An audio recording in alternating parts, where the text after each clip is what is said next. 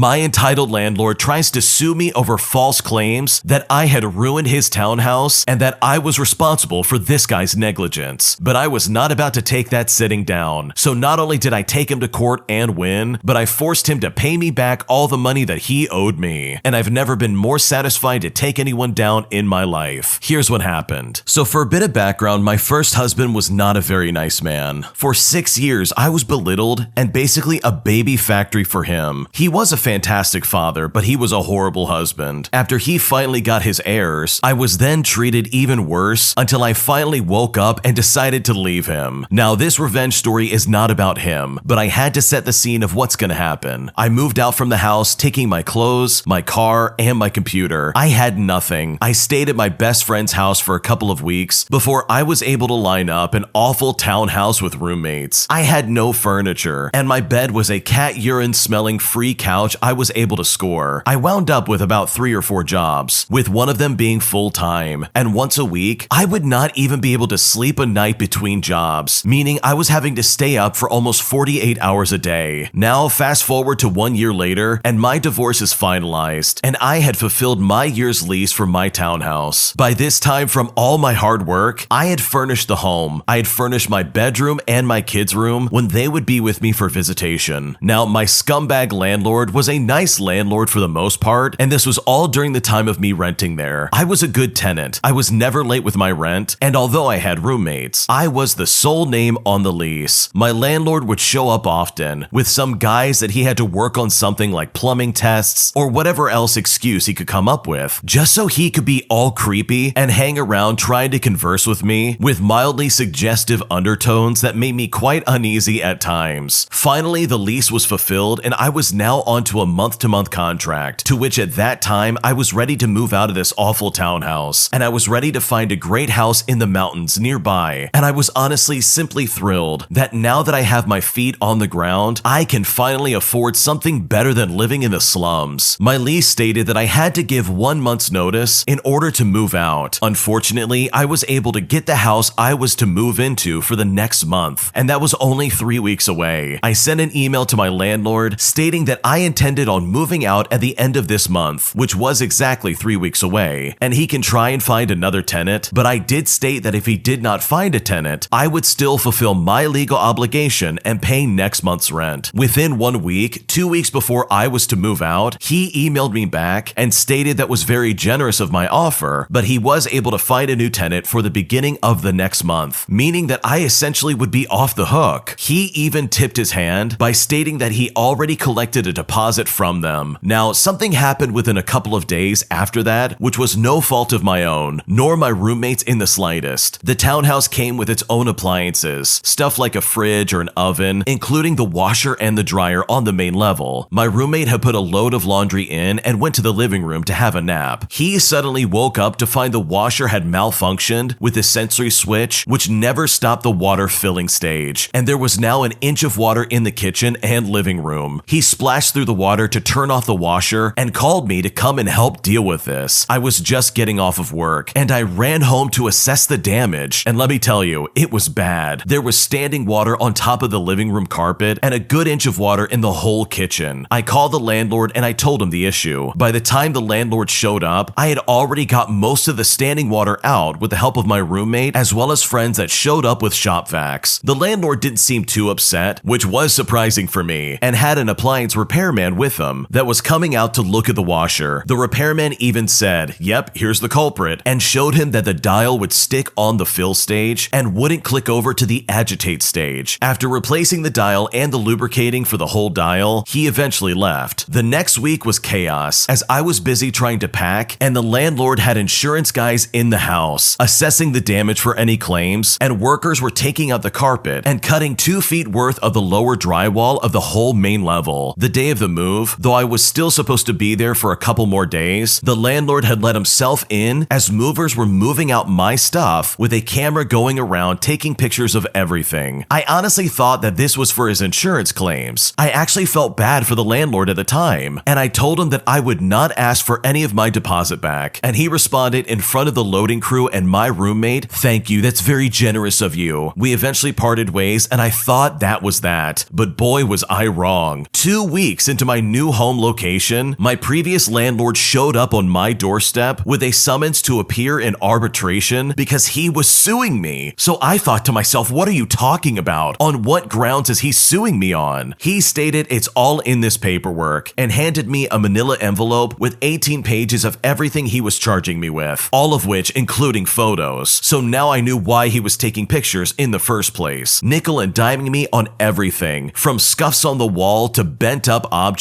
And then he also wanted me to pay his insurance deductible as well as the following month's rent. He claimed that the tenants that he had lined up backed out at the last minute, claiming they didn't think the place would be ready in time with all the drywall and painting they still had to do. So he still wanted me to pay that month's rent. I thought to myself, really? No, I don't think so. I knew I was more than generous of giving him my whole deposit, and then for him to come back and sue me for thousands of dollars. He was not only claiming the damages caused by the flood, but also improvements he needed to do that should never be or have been my responsibility in the first place. Even cracks in the living room wall that was from the building settling. How should I be responsible for that? He wanted new lighting, new faucets, all mainly on the accusation that I was being negligent. But you know what? I wasn't gonna have any of that. I know that this place was a slummy townhouse complex, and most of his tenants were on welfare. Maybe he could get away with this with other people, but absolutely not me. No way. I just got out of a marriage that made me feel insignificant, and I had horrible self-esteem, but now I had my dignity, and I felt strong for the first time in a long time. No way was I gonna let any more garbage happen to me without doing something about it. I had 10 days before the date of my arbitration meeting. I immediately got to work, first getting a signed deposition from the very repairman that had showed up that day, stating that the appliance was quite in need of maintenance work, and the last time he had done any maintenance for him was almost 5 years before. From thoroughly reviewing my rental contract and the local laws, the landlord is obligated to have all appliances maintained and serviced every single year. I had also talked to some of the other tenants and had heard that this wasn't the first time that this landlord had sued tenants after the fact. I hunted them down and got sworn statements from them as well. Unfortunately for them, they didn't know what to do and mostly didn't show up to arbitration, hence why the landlord would be winning by default. But there was absolutely no way I was going to let him do that to me. I then drew up a rebuttal to each and every claim he had, including photos from the year that I had lived there. I printed out all the email correspondence and even convinced my ex-roommate and one of the movers that heard my interaction with the landlord about him stating how generous it was of me letting him keep my whole deposit, which was, by the way, a significant amount. The day of the arbitration comes around, and I dressed up in my power suit, and with my ex-roommate and worker in tow, I showed up at the meeting. Now, in Canada, arbitration is not held in a courtroom per se, but it still is held at the courthouse, in a conference room with a judge. We had 1 hour with this judge. Since the landlord was the plaintiff, he got to go first in the case. He spent over 40 minutes going over everything, and I sat quietly until he finished. Once he finished, I then hauled out the rebuttal in multiple copies, handed it to the judge, to the landlord, and anyone else that wished to have one, and I quickly went over each point. The landlord was irate and interrupted almost every second sentence I spoke. I would pause the moment he would start talking, and I would say sweetly, "I was quiet and polite during your time to present your case. I hope you grant me the same respect." The landlord started to get red in the face, especially when I got to the deposition of the maintenance worker for the appliance. I included with that the Tenancy and Landlord Act sections pertaining to appliance maintenance and stated that this was the only record of maintenance that had occurred, and unless he can come up with more recent records from perhaps another company, it was over 5 years since anything had been looked at. With my defense, I had also then countered that I would like my deposit back and my day's pay from work since I had to take that day off to go to this meeting. The judge then made his statement, and I will always remember this for the rest of my life. He stated that first, he was very impressed by my presentation and that I obviously have a good handle on things and can tell that my nature is of kindness and respect, especially with photos of how I had the townhouse furnished and how clean and how much pride I put into it, as well as with any home that I would live in. The bottom line is that not only did I win my case, I wound up having my landlord owing me over 80% of my deposit back, including interest. The landlord's face was priceless. The judge then proceeded to tell this landlord that they will be reviewing again all of his previous filings, and if there was enough evidence of him mistreating previous tenants, he would be reported to the Board of Landlords landlords and tenants. Now, I walked away that day feeling on top of the world, completely justified, and he got a taste of his own medicine. But it didn't stop there. Oh no. Knowing that this guy has a history of suing tenants, I printed up my final results, the ones with a judge's signature, and I gave a copy to each and every tenant in that complex. I wanted to warn everyone of his practices and to keep notes, photos, and everything so that he couldn't do that to them. But I didn't stop there. He still owed me money, and I asked repeatedly for the payment, but he never responded. He had until a certain day to pay me back my deposit, and on that day, I had gone to his house and knocked on the door. He didn't answer the door even though I knew he was home. I rang the bell a few more times and knocked very loudly. He then turned his house alarm on, which at first startled me, but quickly turned to humor because I was seeing just how much of a coward this bully was turning out to be. I then yelled loud enough that I'm not going anywhere. He then yells, "Get off my property or I'm gonna call the police." So I think, okay, no problem. I get off the property, but I camped out on the front sidewalk. I had a fold-up chair, a cooler with water and sodas, a few sandwiches, and all my paperwork with me. I was set to stay there forever. I would then tell anyone that walked by, and already there were some people there from the house alarm fiasco, about how I was a tenant, and this guy wrongfully sued me, and that I have a claim against him, and he now owes me money. I let anyone look at the paperwork too, by the way, just to back up my claim. The police eventually did show up. They first went to talk to the landlord, and he was claiming that I was bothering him, while also making the unjust claim that I was slandering him and that I wouldn't leave his property. But I was on public property, meaning the sidewalk, and it isn't slander to tell the truth, of which I had my court-signed paperwork to back me up. I wasn't disturbing the peace. I was simply and quietly seated outside his home and just talking to his neighbors about his actions. He was out yelling that I needed to leave, and I quietly stated that I would be happy to leave once I am paid what he legally owes me. I was not going to leave before I get money in my hand, and I was more than willing to stay there and tell anyone that would listen to me why I was camped out there in the first place. The police stated I wasn't doing anything wrong, that it was public property that I was sitting on, and I wasn't disturbing the peace, and it isn't slander if it's true. Finally, after an hour of the landlord yelling on his front lawn at the policeman, and at me of course, did his wife come out with the money. She handed the money to the police, of which in turn handed the money to me, and signed off documenting final payment was complete. I sweetly smiled. I thanked the police deeply, and I went home. I have no idea whatever happened to that stupid landlord, or if he's still pulling this garbage like he did on me, but I hope that I at least help put the fear of God in him, and that he remembers that he can't screw with people, because eventually it will come and bite him right in the butt. This original poster is seriously awesome. They not only worked their way out of a horrible marriage and worked several jobs just to make ends meet, but they also were able to buy a house of their own while also get out from underneath this awful landlord. And when they tried to sue them illegitimately, they went right back at them and put them right in their place. Like, this really was awesome to see. That landlord was a piece of garbage. They were trying to sue this person for stuff that they didn't even do to the house. That sounds like such a nightmare, to be blamed for something that you had no control over. Like, you didn't bust up the house. You treated that place with respect. You did everything correctly, and there's no reason for you to be treated that way. So good for you for getting back at this entitled landlord. They seriously had it coming, and the way you took them down was seriously awesome to see. If you like Am I the Jerk, you're probably going to love Am I the Genius. Check it out, link down below in the description. My entitled manager makes me stay later than I'm allowed to, stating that I have to get everything done and that I can't leave until everything else is done. So I decide to maliciously comply, and as a result, she eventually got fired. Here's what happened. So this happened a couple of years ago in December of 2019. I got a job at a higher-end grocery store in the area, as I was planning on saving for when I started college in fall of 2020. The store has all kinds of different departments, from the market cafe to the pizza and sub shop to the cheese section, etc. I aced my interview and I was hired in the bakery department, specifically for breads only. That will be important later. The first 4 months was a breeze, but after COVID-19 ramped up, my doctor put me on leave until August. When I returned, a lot of people had already quit the bakery. I was taking college classes now, so I was working night shift part-time from 5 o'clock until 9 o'clock. My department manager by the name of Sarah informed me that they were short-staffed on nights and I might be on my own 1 day a week. I was sure I would be getting help for the rest of the nights, but nope, that didn't happen. Weeks go by and I barely get any help. I'm burning myself doing closing shift on my own, along with my own schoolwork. No one was in the dessert or breakfast section, and I can't talk to anyone about it because they're gone by the time I clock in. I complained to the bread manager by the name of John, and he told me that he will talk to Sarah since she runs the whole department. So I thought, okay, fine, go ahead and do that. And this is how the conversation went with Sarah. I said to her, hey, I wanted to talk to you about the workload. A lot of day shift people leave their mess and can't clean up after themselves. I have to do that and my duties, which isn't fair. Are you hiring anybody else for the night shift? I can't keep running around, and I'm using my inhalers so much too. Sarah says, oh yeah, we're having a hard time filling the night shift roles. We could always train you for desserts and breakfast. I say to her, that's not what I meant. I meant assistance, not more responsibility. I can't do everything in the bakery and close with only 4 hours. Sarah said, well, you can just figure something out. Just make sure you don't leave a mess during closing though. You can't leave until everyone else is done. I can't leave until everyone else is done? Okay. Ever since she said that, I started documenting every time I had to do 3 jobs at once. I would take my sweet time when I didn't have class the next day, making sure I clocked out at 11 o'clock each time. The amount of stuff that kept piling up was ridiculous, but I was simply following her instructions. Human resources noticed my clock in and clock out times and wanted me to come by their office. I told them everything, along with photos I took. Suddenly, everything changed. At 9 o'clock sharp, they were kicking me out, and whatever was left was for the morning. And eventually, this all fell on Sarah. Now, Sarah was reprimanded, but wasn't fired until she was caught selling 2-year-old expired pumpkin pies. And this was all to customers on Thanksgiving Day. That day surely was a doozy, and while I was shocked, I honestly was not surprised. Yeah, the manager in that situation sounds like a complete loser. Like, first off, you're making a part-time worker pick up all this slack, and this is all without extra pay or extra hours. Like, seriously, I cannot stand managers who do that. They push everything on somebody else, and then they try to walk away scot-free, as if they don't have any kind of responsibilities at the place they work at. But you know what? It sounds like Sarah got exactly what she deserved in the end, because she was an awful manager, and the fact that she would try and force this on the original poster is proof enough that she had no business being in a manager position. My boyfriend struggles to give me compliments because he's fearful that I'll leave him if I feel too good about myself, and at this point, I seriously don't know what to do. For context, we've been together for almost 2 years. I've struggled with low self-esteem my whole life, and it's gotten worse recently. I am currently working on it in therapy. I did some research online, and I found out lots of people struggle with a lack of compliments in relationships, but I haven't seen a post about this particular reason. Throughout our relationship, he's never really complimented me. It's easy for him to compliment his friends or female friends. He would even call them beautiful, but he's told me multiple times that he struggles with complimenting me because he thinks that if I have high self-esteem and think I'm awesome and beautiful, I will just straight up leave him. He also explained to me how compliments were not a big part of his 6-year relationship, which took up most of his young adult life. It was very unhealthy, and she ended up cheating on him. He has a huge abandonment wound from this, understandably, because that was so awful. He knows that I struggle with low self-esteem pretty badly, and when I express to him times where I'm feeling insecure, he's very supportive and reassuring about it, giving me general "I love you, you're beautiful" statements, and I really do appreciate that. We had a talk last night, and he left me a note this morning saying that he finds me so beautiful, and I thought that was really sweet. Since we've talked about it recently and a while ago, he has been complimenting me more, but it honestly feels forced and not genuine to me sometimes, like he's uncomfortable saying it and feels like he has to do it. But still, I really appreciate him trying. I compliment him pretty often because it comes off naturally to me, which is why it's hard for me to understand how if you're genuinely in love with someone, you wouldn't be gushing over them, at least sometimes. We talked about how I'd really love for him to vocalize how he feels more often, and how not hearing those things has been really hard and had an impact on my self-esteem in the context of our relationship. It's just extra hard because of the way he could compliment his female best friend. He says this is because he's not scared of a friend leaving him, but a relationship is an entirely different entity. I understand that the thought of abandonment is such a huge fear, and at the same time, I'm just struggling with the fact that it's kind of hurtful because it seems like he doesn't want to feel good about himself in a way because of that fear. He knows it sounds awful too and feels bad about it, so I don't want to bring it up. It's just become a bit painful because he's seen how heavily I'm struggling with self-esteem, and that statement makes it sound like he does not want me to get better and feel good about myself. Otherwise, otherwise I would just leave him. I'm not sure if that's the truth, or just an excuse because he doesn't find me attractive or something like that, or he just isn't used to complimenting people. He's actively working on complimenting me more, but it doesn't feel specific or genuine at times, and I'm not sure how to address this idea. I just want to feel reassured that the person I'm wanting to continue building a life with thinks nice things about me and wants me to feel good about myself. What can I do to work through this with him, especially with this being a huge fear of his? What should I do? First off, I think you need to start taking the compliments for face value. I think it's really inappropriate to read too much into it and be like, yeah, you're saying it, but do you mean it? Like, first off, he's obviously never done this before. He has literally no practice at it, and maybe this is the first big step for him to start complimenting you more. So honestly, if he's complimenting you, I think it's really important for you to believe him, because not believing him honestly sounds obnoxious, and that would get really old really fast. But in that same vein of thought, this guy really doesn't want you to feel good about yourself. Like, seriously, how can you not see that as a red flag? What boyfriend in their right mind would say to you, well, if you feel too good about yourself, you're just gonna leave me? Like, that's honestly insane, and it sounds like he needs to go to therapy or something like that, because that does not sound like a healthy relationship in the slightest. So hopefully something positive can come from this relationship, because from the sounds of it, this does not sound healthy in the slightest, and hopefully things can get worked out sooner than later. Thanks for watching. When you subscribe, make sure to hit the bell to turn on notifications so you never miss a video. To finish listening to all the stories, use the playlist at the top of the description. And if you like Am I the Jerk, you're probably going to love Am I the Genius. Check it out in the description below and subscribe.